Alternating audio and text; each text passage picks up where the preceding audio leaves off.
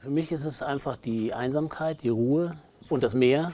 Das zieht mich besonders an. Ich bin begeisterter Sportschiffer und das findet man nirgendwo anders so schön wie hier.